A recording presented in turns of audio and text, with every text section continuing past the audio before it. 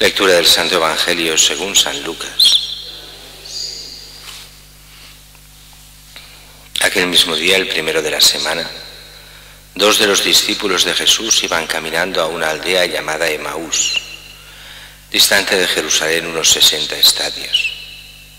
Iban conversando entre ellos de todo lo que había sucedido. Mientras conversaban y discutían, Jesús en persona se acercó y se puso a caminar con ellos, pero sus ojos no eran capaces de reconocerlo. Él les dijo: ¿qué conversación es esa que traéis mientras vais de camino?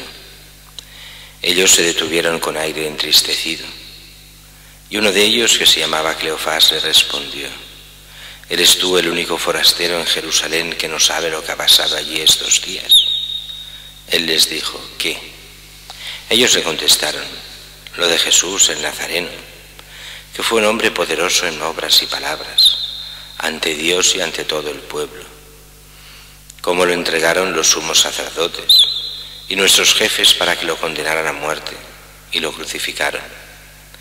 Nosotros esperábamos que él iba a liberar a Israel, pero con todo eso ya estamos en el tercer día desde que esto sucedió.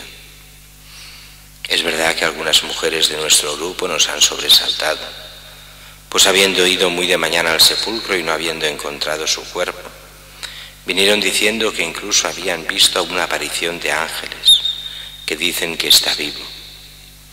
Algunos de los nuestros fueron también al sepulcro y lo encontraron como habían dicho las mujeres, pero a él no lo vieron.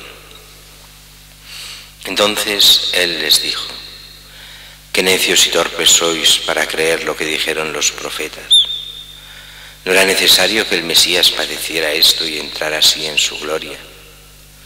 Y comenzando por Moisés y siguiendo por todos los profetas, les explicó lo que se refería a él en todas las Escrituras.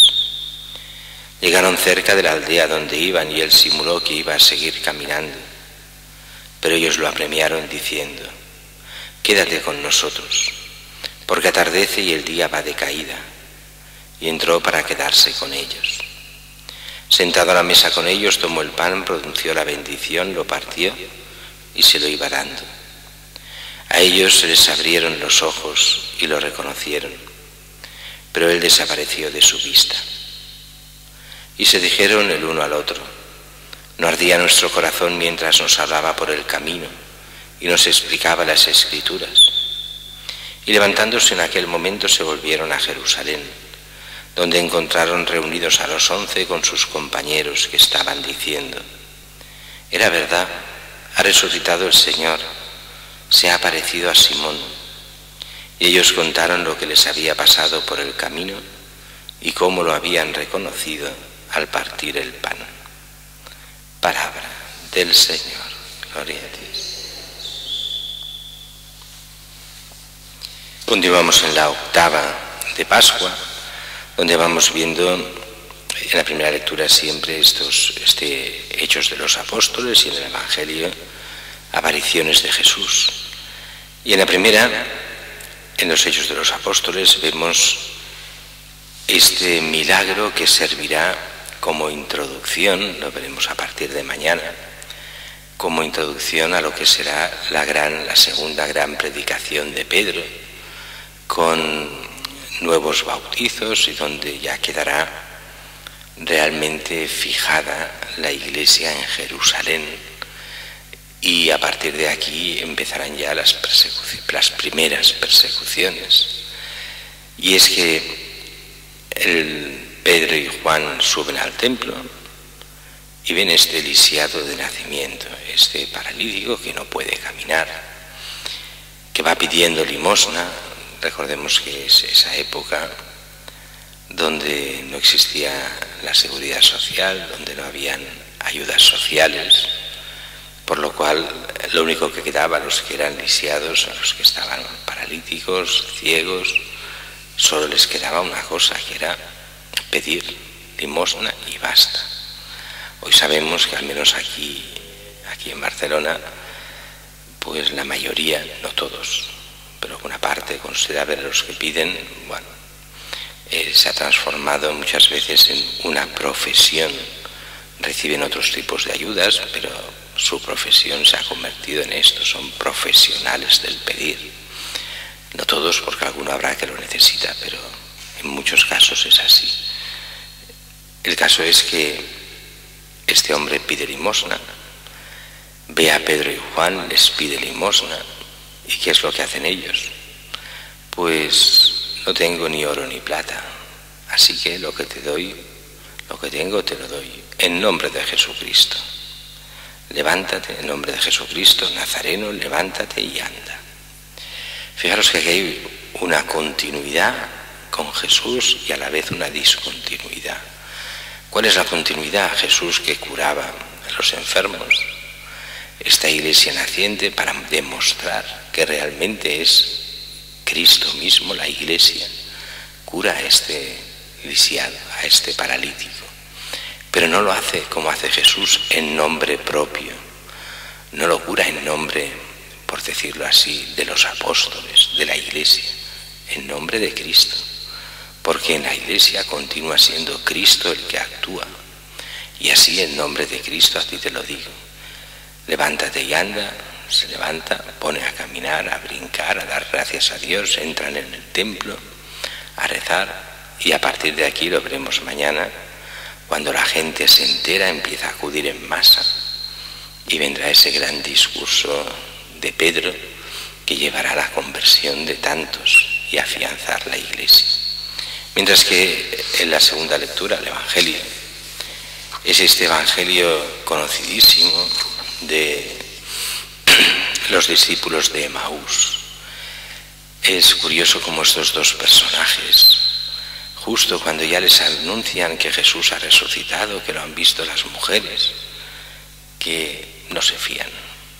Han aguantado todo, han aguantado la pasión, han aguantado hasta el tercer día después de muerto, pero ya se vuelven desilusionados para casa. Y eso que están en el punto crucial, en el punto en que basta aguantar un poquillo más y ya verás la gloria de Dios. Pues no.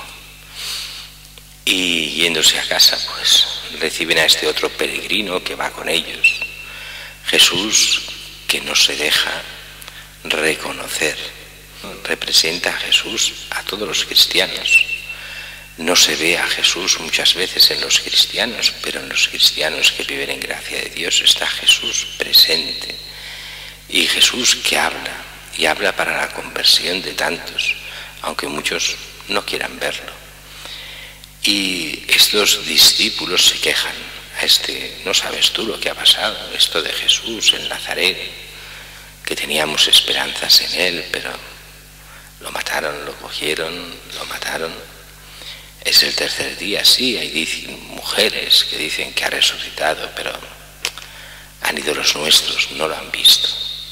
Aunque todo estaba como decían las mujeres. Y se van a su pueblo, que dice que está en Emaús, a una distancia de unos 60 estadios. Un estadio era un poco menos de 200 metros, o sea, unos 11 kilómetros de Jerusalén. Y allí, o sea, pues que debían tardar 2 horas y media más o menos, yendo así, charlando. Y estas 2 horas y media son esta catequesis que Jesús va haciendo y les hace. Una catequesis, dice, explicando todo lo que el Antiguo Testamento hablaba de él. Y fijaros aquí bien, no es el Antiguo Testamento lo importante, sino entender el Antiguo Testamento como profecía de Jesús, como el que nos va abriendo los caminos a Jesús y como habla de él. De hecho, si os habéis fijado en todo el tiempo de Cuaresma, las primeras lecturas eran la mayoría profecías de Jesús, hasta incluso ver toda la pasión de Jesús reflejada en el Antiguo Testamento. Y ellos se van allí como animando hasta que llega ya el momento de llegar al pueblo. Hombre, ven con nosotros, se hace tarde, quédate con nosotros. Y allí, mientras cenan, toma el pan, lo parte, hace la bendición, ellos en ese momento reconocen a Jesús en la fracción del pan. Y aquí hay como un aviso a navegantes, a los cristianos, reconocer a Cristo en la fracción del pan. Tanto es así que durante siglos se llamó a la Eucaristía la fracción del pan. En la fracción del pan estaba lo que es la Eucaristía misma, y es esa presencia real y substancial de Cristo en la Eucaristía, eso que no se ve, pero que los cristianos tenemos como el mayor de los tesoros.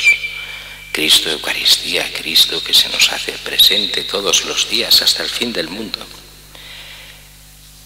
Y si os fijamos bien, todo el hecho es como si fuese una gran misa. Así nos lo explicaban algunos padres de la Iglesia. ¿Qué es la misa? ¿Qué hay en una misa? Una primera parte que es la explicación de los misterios de Cristo.